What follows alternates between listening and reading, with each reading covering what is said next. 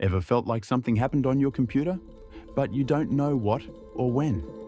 Maybe a software installed itself, or someone used your PC when you were away?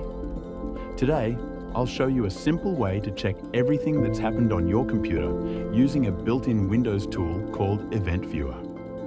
Event Viewer. Click on Windows Start and search Event. Now click on Event Viewer.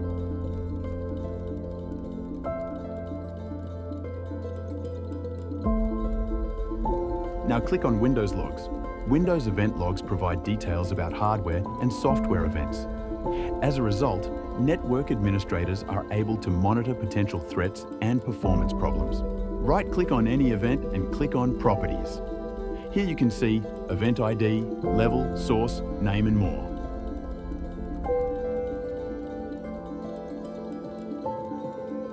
Check when computer was turned on, off, or unexpected shutdown. To see when your PC was turned on or off. In Event Viewer, go to Windows Logs, then System. On the right, click Filter Current Log. In the Event ID box, type 6005 for PC Start. Click OK. Now you can see that. Here you can see that today I start my PC at 11:12 p.m.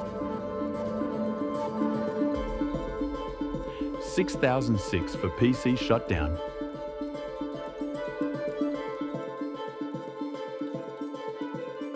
And 6008 for unexpected shutdown. This means the system was not shut down properly, potentially due to a power outage, a system crash, or an application forcing a shutdown. The event log entry will also indicate the date and time of the unexpected shutdown. If you found this useful, hit that like button and share it with someone who needs to check their PC history.